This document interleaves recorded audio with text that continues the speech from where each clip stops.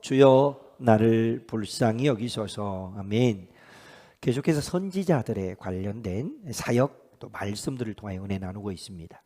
말씀 선지자들의 삶이 어떠하였는지, 그래서 사무엘 선지자 그리고 엘리야와 엘리사 선지자를 통하여서 말씀 시대를 열어가고 예배가 회복되고 일상 회복되는 은혜를 나누었고, 이제 나머지 선지자들은 문서 선지자들인데 이 선지자들 중에서는 포로기에 활동했던 선지자와 그리고 포로기 이전에 활동했던 선지자가 있는데, 지금 최근에는 이제 포로기 이전에 활동했던 선지자로서 가장 먼저 요엘 선지자, 회개를 선포하시면서 그들이 하나님께 돌아오면 결국은 성령 충만함을 힘입게 된다라고 하는 말씀을 전했습니다.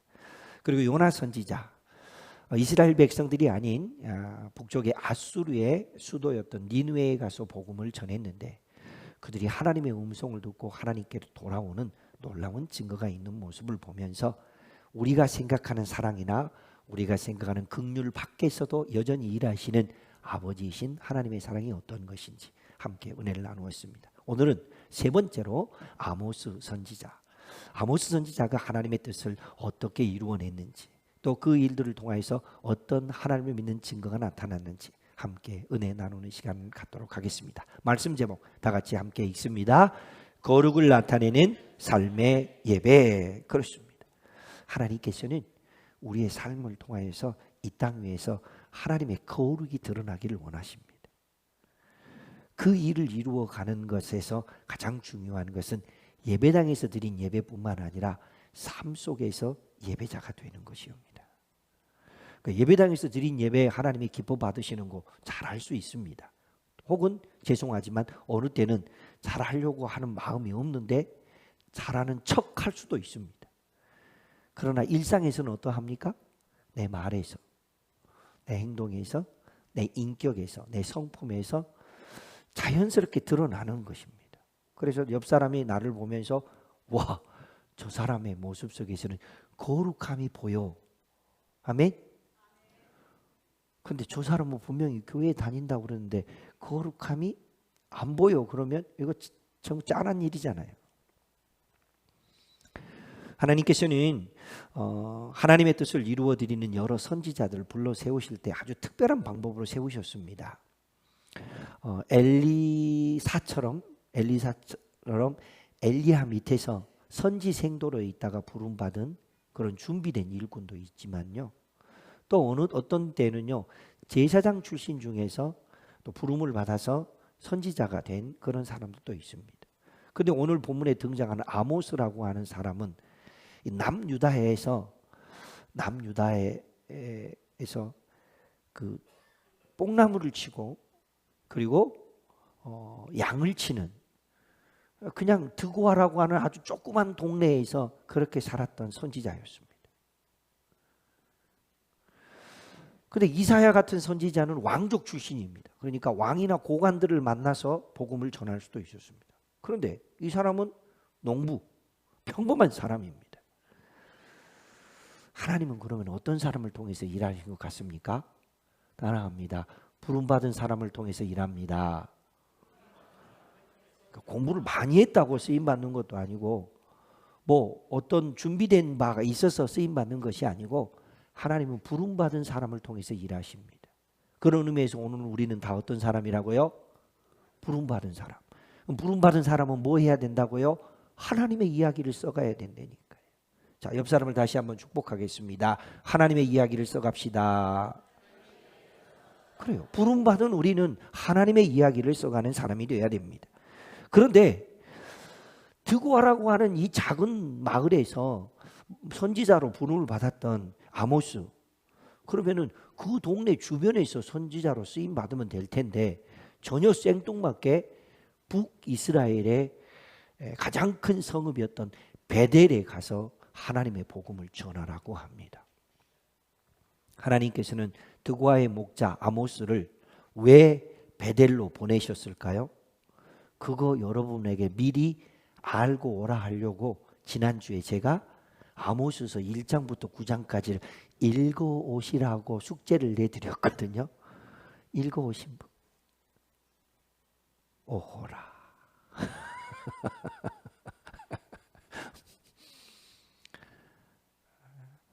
그러면 왜 하나님께서는 수많은 성읍이 있고 사람들이 있는데 베델로 하나님께서 선지자 아모스를 보내셨을까요? 그 장면을 여러분에게 보여드립니다. 그림 보여주시죠. 자, 베델로 간 아모스 왜 갔습니까? 시작.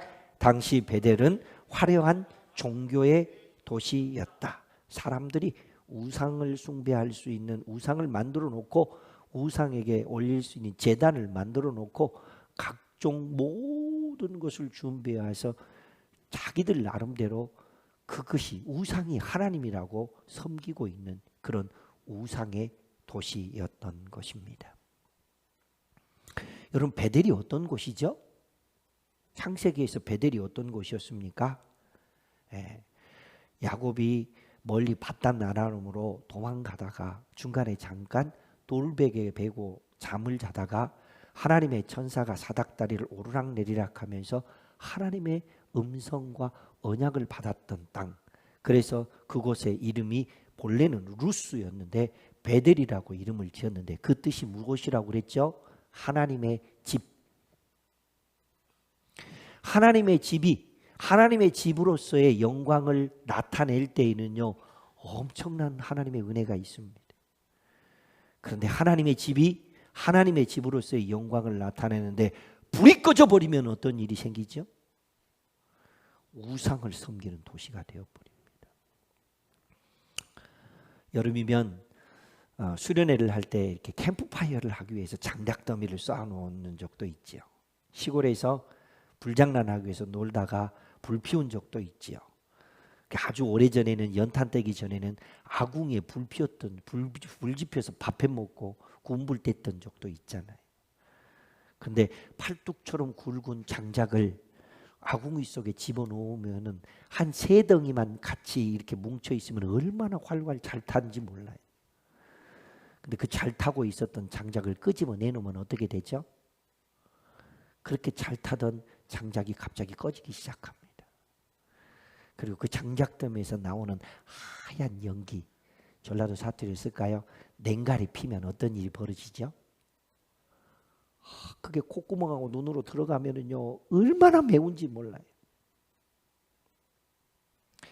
베델이 하나님의 집으로서의 거룩한 영광을 드러내고, 교회가 교회로서의 거룩한 하나님의 영광을 드러내고, 성도가 성도로서 하나님의 거룩한 영광을 드러내는 것, 그것이 부르시는 하나님의 뜻인데 그 일을 하지 못하면 우리의 삶을 통해서 뭐가 나타난다고요? 하나님의 피눈물 나게 하는 일들이 일어난다는 얘기입니다.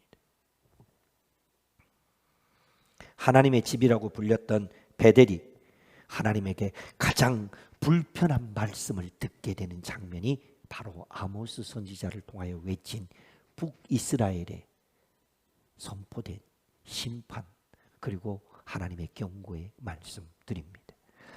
본문을 통해서 하나님께서 우리에게 주고 있는 그 하나님의 아버지의 마음은 이것입니다. 함께 읽어보지요. 보여주시죠. 시작. 하나님은 예배가 삶이 되고 삶이 예배가 되기 원하시는 아버지이십니다. 예배가 삶이 되고 삶이 예배가 되기를 원하는 것, 이게 하나님의 거룩을 나타내는 모습입니다. 아모스 선지자가 활동했을 당시에 북이스라엘의 왕은 여로보암 2세였습니다. 여로보암 2세 때 북이스라엘은요, 경제가 성장했습니다. 국경이 넓어져 갔습니다. 이웃 나라들과 무역을 왕성하게 해서 나라가 부강한 나라가 되었고 안정적인 나라가 되었습니다. 그렇기 때문에 그들의 모습 속에서는 어떤 일들이 있었을까요? 그들은 어떻게 해서든지 하나님 앞에 더 많은 예물을 드리겠다라고 자기들이 만들어 놓은 우상에다 그것이 하나님이라고 섬겼던 모습이 있었습니다. 그들의 번영 뒤에는 가난한 자들을 착취하는 부자들이 있었습니다. 재판을 돈으로 사고 파는 지도자들이 있었습니다. 형식적인 예배가 있었습니다. 우상 숭배가 있었습니다. 도덕적인 타락이 있었습니다. 이런 모습을 보실 때 하나님 마음은 어떠셨을까요? 그런데도 그 당시에 북이스라엘 베델 사람들은 어떤 말을 하고 살았을까요? 그들은 이렇게 살았습니다. 함께 읽어보죠. 우리는 잘 되고 있으니 하나님도 만족하실 것이다. 이 생각에 대해서 하나님은 어떻게 말씀하신다고요? 그것은 너희의 착각이야.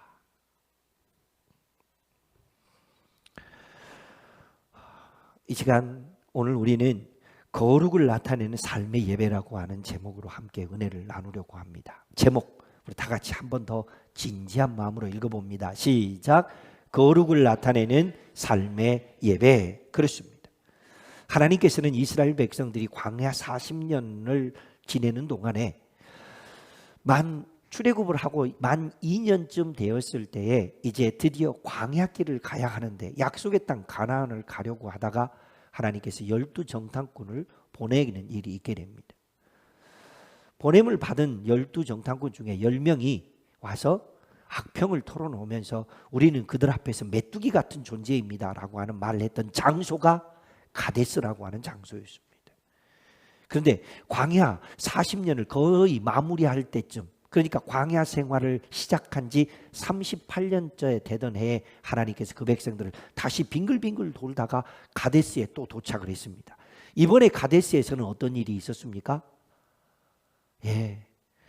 와서 보니 마실 물이 없는 거예요. 그래서 백성들이 모세와 아론과 다투는 장면이 나옵니다. 어찌할 바 방법이 없어서 하나님께서 모세와 아론이 엎드릴 때에 네가 저 반석을 향하여 물을 내라 명령하면 내가 물을 내서 너희 백성을 먹이며 그들의 짐승도 먹일 것이다. 그렇게 말씀하십니다. 근데 40년 동안 백성들을 이끌다가 너무너무 지쳐버렸던 모세가 하나님 말씀을 항상 성경을 출애굽기나 모세오경을 자세히 읽어보면 항상 어떤 말씀의 말미에는 뭐라고 기록되어 있느냐, 모세가 하나님의 말씀대로 행하였더라, 다 이렇게 기록되어 있습니다. 근데 이번에는 어떻게 했다고요? 지팡이로 반석을 2번 그냥 쳐버렸어요. 그 일이 하나님 보시기에 하나님의 거룩함을 나타내지 못한 모습이 되었다라고 하나님은 성경을 통하여 말씀하고 계십니다. 요즘 여러분이 하고 있는 어떤 일들이 하나님의 거룩을 나타내는 일들입니까? 아니면 그렇지 못한 일들입니까? 결국 그 하나님의 거룩하심을 나타내지 못했던 모세의 모습, 그것이 혹시 우리들의 모습은 아닌지 다시 한번 돌아보았으면 좋겠습니다. 사랑하는 성도님들, 하나님께서는 모세뿐만 아니라 하나님을 아버지로 믿는 모든 성도들에게 너희는 삶 속에서 나의 거룩함을 나타내야 된다, 이것이 주님의 뜻임을 기억하며 살 수 있기를 축복합니다. 그런 의미에서 하나님의 거룩을 나타내기 위해서 힘썼던 아모스 선지자가 베델에 가서 외쳤던 말씀을 들으면서 오늘 함께 은혜를 받고 또 믿음으로 살아가는 귀한 시간 되었으면 좋겠습니다. 자, 구호를 외치는 시간 갖겠습니다. 함께 구호 외쳐봅니다. 부활을 캐냅시다. 기도의 줄을 잡읍시다. 희망이 됩시다. 아멘. 여기에서는 부활을 캐내시고 여기에서는 기도의 줄을 잡으시고 그 은혜를 힘입어서 밖에 나가서는 세상에 희망이 되고 하나님의 거룩을 나타낼 수 있는 복된 일꾼들 되시기를 주의 이름으로 축복합니다. 자, 그러기 위해서 먼저 우리가 도전해야 될 것이 있습니다. 첫 번째, 함께 읽습니다. 시작. 하나님은 화려한 예배보다 거룩한 삶을 원하신다. 아멘. 아모스 선지자가 외쳤던 말들을 보면은 21절에 이렇게 기록하고 있습니다. 21절 함께 읽지요. 내가 너희 절기들을 미워하여 멸시하며 너희 성회들을 기뻐하지 아니한다. 그들이 하나님 앞에 올려드리는 아름다운 찬양이 있습니다. 각종 악기를 동원하여서 주님께 영광을 돌립니다. 많은 제물들을 구별하였습니다. 많은 헌물들을 모아서 하나님 앞에 드립니다. 하나님은 너희의 번제도 너희 화목제도 나는 관심이 없다, 그렇게 말씀하십니다. 어쩌면 하나님의 말씀은 나는 그런 예배를 받지 않겠다라고 하는 말씀인데 왜 그랬을까요? 그 이유는 그들이 삶의 자리에서는 가난한 사람들을 속이고 착취했습니다. 삶의 자리에서는 그들이 특별히 고관들과 높은 자리에 있는 사람들이 재판에서 돈으로 정의를 이겨내는 모습을 드러냈습니다. 백성들의 눈물을 외면한 채 그렇게 살았습니다. 하나님께서는 그런 예배를 받지 않겠다 말씀하셨다면 오늘 우리 스스로를 향하여서 우리는 이런 질문을 던져 보아야 할 것입니다. 함께 읽지요. 시작. 예배당 안에서의 모습과 세상 속에서의 모습이 같은가? 어떠세요? 두 번째. 시작. 정직한 삶이 없는 찬양은 하나님께 기쁨이 되는가? 어떠세요, 여러분? 아까도 우리 막 다 손도 들고 찬양했지만 여러분의 찬양이 하나님 앞에 받으실 만한 찬양인가요? 세 번째, 함께 읽습니다. 삶의 자리에서는 사랑을 잃어버리고 있지는 않는가? 그래서 우리 교회의 믿음이, 우리 교회에서 예배하는 믿음의 사람들이 주일 예배를 드리고 난 다음에 삶 속에서 하나님의 거룩을 나타내는 예배자가 되게 하기 위해서 축도 다음에 순서에 뭐라고 써져 있습니까? 예? 아니, 예배 순서지 보세요. 뭐라고 써져 있는가? 뭐라고 써져 있어요? 이제 한 주간 삶의 예배가 시작됩니다. 여기에서 예배 물론 감격하고 은혜 받고 성령 충만하셔야 합니다. 그러나 삶의 자리에서 하나님께 기쁨이 되는 예배자들이 될 수 있기를 주의 이름으로 축복합니다. 하나님은 예배를 버리라고 하시는 것이 아니라 예배와 삶을 하나로 만들어라 말씀하십니다. 그러니까 하나님은 예배와 삶이 분리되는 것을 원치 않으십니다. 두 번째, 함께 읽습니다. 시작.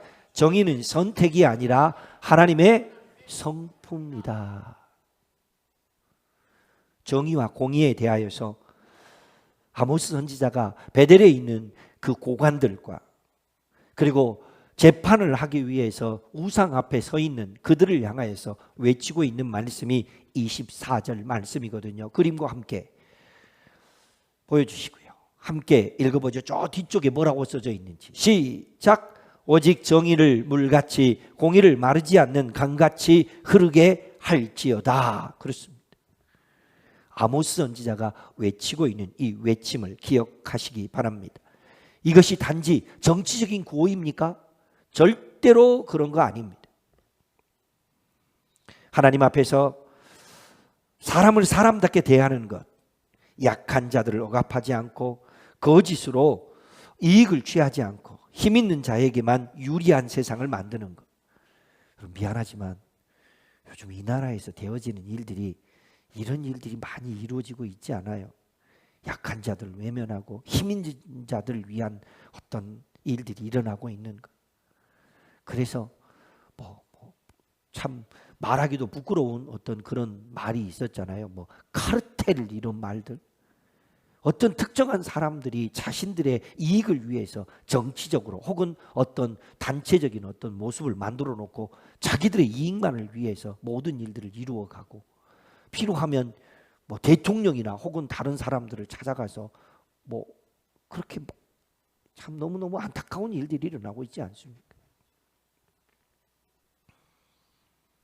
그러므로 우리 예수님께서 하셨던 말씀에 귀를 기울여 보시기 바랍니다. 너희는 세상의 빛이라 말씀하셨습니다. 이 말씀이 예배당 건물 잘 지어놓고 종탑 높이 세워놓고 거기에다가 십자가 네온을 밤이면 밝혀라 그런 뜻입니까? 물론 그것도 해야죠. 그러나 정작 우리 주님이 우리에게 말씀하고 있는 내용은 그런 것이 아니었습니다. 오히려 하나님의 정의를, 하나님의 공의를 드러내는 교회, 하나님의 정의와 공의를 드러내기 위해서 힘쓰는 성도가 되라고 우리에게 당부하고 있음을 잊지 마시고, 하나님의 성품이 정의였고 하나님의 성품이 공의였다면 그 뜻을 이루어 드리기 위해서 온 마음을 쏟으며 살아갈 수 있게 되기를 주의 이름으로 축복합니다. 세 번째, 함께 읽습니다. 시작. 하나님은 무너진 장막을 세워서 새 일을 행하신다. 그렇습니다. 아모스서는 계속해서 베델에 가서 외치고 있는 선지자의 외침, 그들에게 징벌이 있을 것이다, 심판이 있을 것이다 라고 하는 말씀이 끊임없이 이어지다가 마지막 9장에 가서는 어떤 일이 있게 됩니까? 9장에 이렇게 하나님은 말씀을 전하게 하셨습니다. 함께 읽습니다. 내가 다윗의 무너진 장막을 일으키리라. 아멘. 이것은 하나님께서 모세에게 주셨던 언약처럼 다윗에게 주셨던 언약이 있습니다. 다윗의 가문을 통하여서 이스라엘을 흥왕케 하고 이스라엘을 번성케 해주시겠다고 하는 그 다윗의 언약을 하나님 그 백성들이 잊어버리고 있을 때 하나님께서는 다시 너희에게 회복의 은혜를 주시며 회복의 말씀을 주시고 은혜를 베풀겠다라고 말씀하고 계십니다. 그러므로 오늘 우리는 기억해야 합니다. 예배가 삶이 되고 삶이 예배가 되는 것, 그것은 어느 특정한 사람들만 하는 일이 아니고 교회에게 주신 명령이고 부름받은 모든 성도들이 마땅히 그렇게 살아야 합니다. 역사 이래로 그렇게 하나님의 뜻을 이루어드리기 위해서 힘썼던 사람이 굉장히 많습니다. 그러나 특별히 지금부터 약 200년 전에 지구촌 역사 안에서 큰 획을 긋는 일에 선한 일에 쓰임을 받았던 사람이 있는데 영국의 윌리엄 윌버포스라고 하는 하원 의원입니다. 젊은 나이에 정치인이 되었습니다. 명예도 얻고 그리고 성공도 누렸습니다. 그러나 그는 신실한 믿음의 사람이었습니다. 예배, 주일날 교회 가서 예배 드리고 은혜 받고 또 예배 드리고 나면 하나님이 주는 위로와 평화를 얻는 것, 그것이 진짜 예배일까 하는 고민을 하기 시작했습니다. 내가 진짜 그리스도인이라면 지금 이 땅에서 만연되어지고 있는, 특별히 영국을 중심으로 해서 이루어지고 있는 노예 무역, 이거 어떻게 여겨야 될 것인가?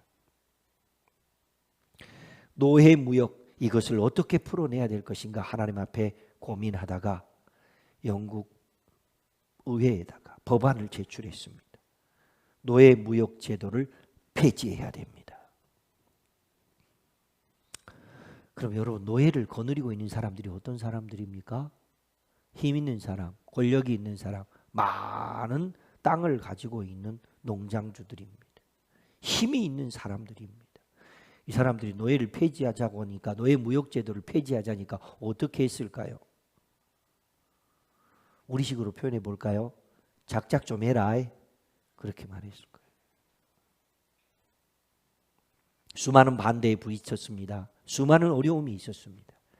그러나 끝까지 그는 자신의 생명을 바쳐서 그 일을 해냈는데요. 역사의 문헌에 의하면 1883년도에 그가 죽었습니다. 그런데 그가 죽던 해에 영국 의회에서 노예 무역 폐지가 결의되었습니다. 그리스도인으로 산다는 게 바로 이런 것입니다. 내가 삶의 예배자가 된다는 게 바로 이런 것입니다. 여러분의 직장 생활에서, 여러분의 가정 안에서, 이웃과의 만남에서, 혹은 정치인처럼 영향력 있는 자리에서 어떤 모습이든지 간에 내가 그리스도인이라면 하나님이 기뻐하시는 어떤 모습으로 살아낼 것인가, 거룩을 드러내는 예배, 그런 예배자로 내가 살아가고 있는가 하는 것을 기억한다면 오늘 이 윌버포스가 우리에게 주고 있는 영적인 교훈은 바로 이런 것입니다. 함께 읽어볼까요? 시작. 예배는 교회 안에서 끝나는 것이 아닙니다. 여러분, 축도는 예배가 끝나는 것이 아니고 삶의 예배를 드리기 위해서 파송받는 자리인 것을 기억하시면서 하나님의 뜻을 이루어드리며 살 수 있기를 주의 이름으로 축복합니다. 하나님 앞에서 드린 예배 때문에 우리의 가치관이 바뀌고 사람을 보는 눈이 바뀌고 우리의 선택이 바뀌고 우리가 살아가는 모습 속에서 세상을 조금쯤 바꾸어낼 수 있다면 우리 하나님이 얼마나 기뻐하실까요? 그러므로 아모스 선지자의 이 아모스서를 읽고 있는 우리에게 주님은 이런 질문을 또 던지십니다. 너희가 드린 예배가 너희 삶에서 무엇을 바꾸었느냐? 그러므로 예배가 삶이 되고 삶이 예배가 될 때 세상은 우리를 통해서 하나님의 거룩이 저렇게 드러나는구나. 그래서 우리는 하나님의 이야기를 써가는 영적인 주인공들이 되는 줄로 믿습니다. 그러므로 이 이 말씀이 아모스서를 통하여서 끝나버렸느냐? 아닙니다. 아모스서에 기록된 말씀은 신약의 사도행전에서 야고보 사도를 통하여 또 그것이 반복되어졌고, 예수님을 통하여서 또 그렇게 반복되었는데, 마태복음 23장 23절 예수님은 이렇게 아모스서를 그대로 인용하여 말씀하셨습니다. 같이 읽지요. 너희가 율법에 더 중한 바 정의와 긍휼과 믿음은 버렸도다. 누구에게 주고 있는 말씀들입니까? 당시에 바리새인들을 비롯하여서 종교적인 위치에서 높은 권위에 있는 자들에게 너희가 버리고 있는 것들이 있는데 정의와 긍휼과 믿음을 버렸도다라고 책망하고 계십니다. 예수님은 예배를 폐하러 오신 것이 아니고 예배와 삶을 다시 회복시키기 위해서 우리 가운데 오신 구세주임을 믿고 살 수 있기를 축복합니다. 그러므로 이 말씀이 이 시대에 교회에게 주신 말씀임을 기억하고 이 시대에 성도에게 주신 말씀임을 기억하면서 나는 삶의 자리 속에서 거룩을 드러내는 예배자인가? 모세처럼 혹시 거룩을 드러내다가 불순종한 모습은 나타나지 않고 있는가? 북이스라엘의 정치 종교 지도자들처럼 거룩을 드러내지 못하고 있는 자들은 아닌가?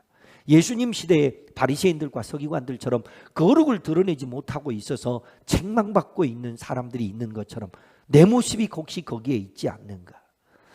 여러분, 종종 제가 그런 말씀 드리죠.